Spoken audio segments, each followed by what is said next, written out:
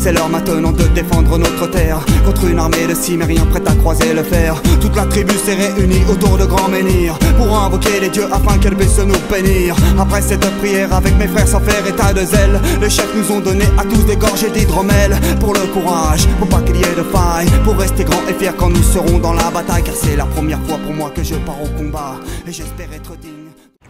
Les moments importants ont été les présentations des différents orateurs. Le bien commun devient intéressant. Alors j'ai mis un point d'interrogation parce que c'est plutôt une question. Et à côté de cela, le rôle de cette diaspora pour ou pas soutenir ce bien commun. Ce que j'ai entendu qui est très intéressant en économie me pose un tout petit problème parce que, vous savez, de manière générale, quand on parle de toutes ces choses, ce sont des manières statiques. Il faut que nous comprenions un Togo dynamique. Il faut donc produire de l'argent, produire de la richesse. Parce que si on ne le produit pas, il serait difficile d'abord de le distribuer et de le distribuer de manière équitable. Ce sont sur ces points-là qu'on va discuter. Alors mon premier thème, ce sera plutôt, est-ce que le Togo est un bien commun public ou privé? Ensuite, j'ai focalisé sur les zones rurales. Il a donné des chiffres. C'est la partie qui subit et qui a le plus de problèmes actuellement.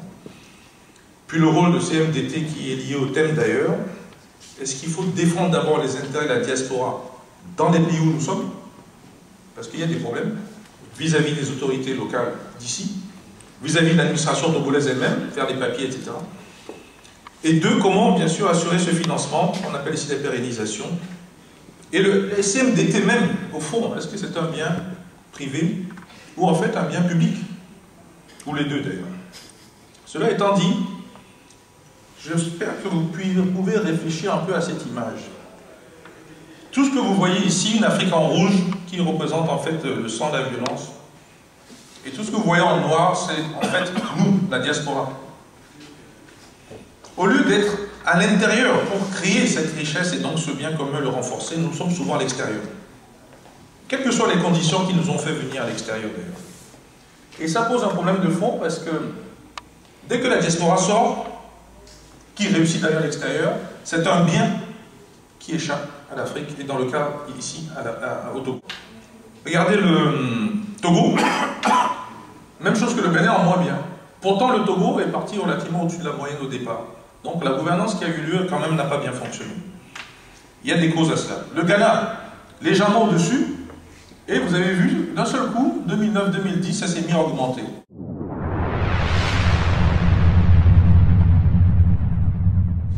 Donc nous gérons mal. Si on parle de bien commun, quelque chose qui est partagé entre nous tous, on parle de redistribution. Bien sûr, ça peut être public ou privé. L'État joue sa fonction, prendre des impôts, le redistribuer d'une manière ou d'une autre. Mais l'État peut le faire de manière sélective ou de manière équitable. Et vous serez d'accord avec moi que la notion équitable peut varier, mais en tout cas, de quoi ça ne fonctionne pas. De manière privée ou publique, ce qui pose un autre problème. Si les privés sont sélectifs et se l'accaparent, vous voyez qu'une partie de la population ne le prend pas. Si la sélection se fait au niveau de l'État, ça ne se fonctionne pas non plus.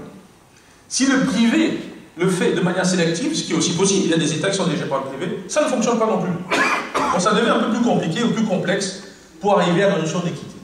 Certains pensent à des mangeoires, mais encore faut-il créer de la richesse avant de distribuer. Et s'il n'y en a pas, ou suffisamment, ça crée des violences que vous connaissez. Les recettes de l'État, elles ne fonctionnent pas non plus tellement bien.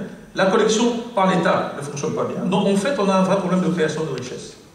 Et d'appropriation de cette richesse-là. Donc moi, l'attention que je voulais que vous ayez à l'esprit quand vous parlez de bien commun, plutôt que quelque chose de statique, quelque chose de dynamique. Il va falloir qu'on apprenne comment cette richesse se crée, ce que j'appelle moi plutôt dans les livres, la prospérité.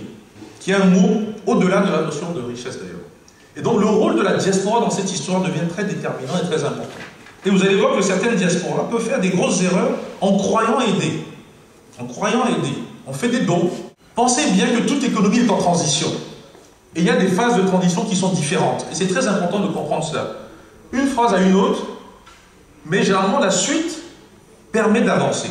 Alors, de quelle phase s'agit-il? Et si on le fait bien, j'ai parlé de colonisation, etc. En fait, on est dans une post-colonie. Pour ça, je parle d'indépendance juridique qui existe, mais nous ne sommes pas économiquement sortis de là. Donc cette post-colonie nous pose problème et nous donne des liens avec l'ancienne colonie et qui pose problème. Alors sur le plan économique, voilà ce qui se passe. Vous avez des économies qui sont tirées par les ressources. Nous avons le phosphate, nous avons ceci, cela, nous vendons des matières premières, il n'y a rien de dynamique dedans. Nous extrayons, donc nous nous approvissionnons sur le moyen long terme, que vous le vouliez ou non. Si en plus l'amortissement ne marche pas, que nous réinvestissons dans les équipements, tôt ou tard nous perdons de l'argent, c'est ce qu'on appelle nous des richesses décroissantes. Et à un moment donné, on fait privatisation, on le vend à quelqu'un d'autre. Donc on perd notre ressource. Les Occidentaux nous disent qu'il faut aller vers l'investissement, il faut faire très attention là-dessus, parce que l'investissement, il vient, il achète. Donc vous êtes en train de vendre le Togo. Et j'écris dans le livre vert ici, l'Afrique n'est pas à vendre, le Togo n'est donc pas à vendre. Troisième, il nous faut comprendre aussi qu'il y a une économie qui est tirée par l'innovation. Et c'est celle-là qu'il va falloir qu'on cherche. Nous, diaspora. Et diaspora, il est en plus mieux placé pour le faire parce qu'il a les compétences. Il a l'équipement, il a un environnement. Comment le ramener au Togo, c'est ça son vrai problème. Qu'est-ce que nous avons fait pendant les 10 années que vous avez vu les mauvais chiffres? Toutes ces économies ont fait ça. Le Ghana, vous avez vu, plein d'argent va rentrer. Ils sont là. Café, cacao. D'ailleurs, c'est parce que la Côte d'Ivoire marche bien que le café passe par le Ghana. Donc, si on cumule ces deux-là et qu'on oublie ça, vous n'avez aucune chance de devenir riche. Mettez ça dans la tête. Aucune chance.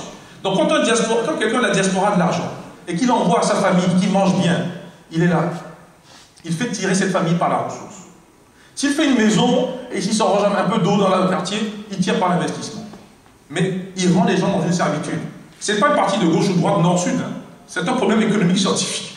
Il faut qu'il se débrouille pour faire ça. Ça veut dire quoi concrètement? S'il envoie quelque chose qui se débrouille, qui a un contenu technologique, qui se débrouille, qui a quelque chose de nouveau qu'il apporte, qu'il regarde comment les gens fonctionnent, s'il y a une pénibilité, qu'il réduit cette pénibilité-là. Vous voyez que là, ça change complètement l'approche.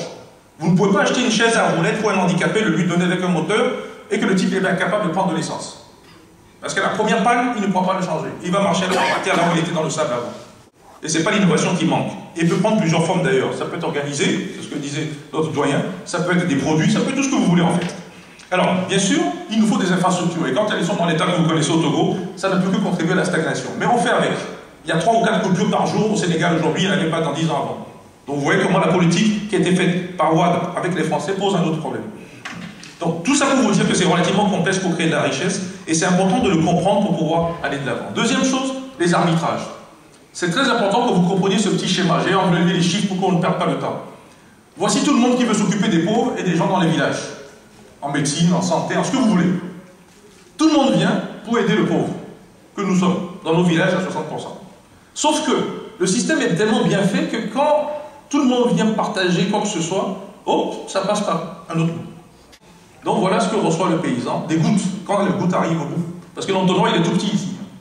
Donc mettez ça dans le cas togolais, vous allez voir que nous avons un mauvais fonctionnement avec les ONG, les sociétés civiles, telles qu'elles fonctionnent aujourd'hui. Le transfert de technologie n'existe pas, il n'existe que la diffusion de la technologie et donc sa résilience. Mais vous pouvez me voir après, je vais expliquer. Alors, je veux corriger quelque chose que vous avez dit qui est inexact. L'innovation n'est pas le propre des sociétés développées ou industrielles.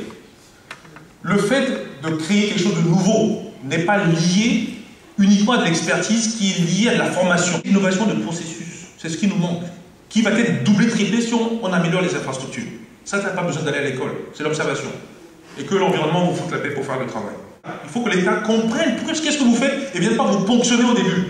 Et donc donner des allègements. La zone franche contribue, mais il faut réfléchir à d'autres formules qui existent, d'hésitation, etc. Pour résumer rapidement, c'est que la notion d'innovation, il faut arrêter, ou plutôt il faut déconstruire ce que l'occidental nous a mis dans la tête à l'école. C'est archi faux.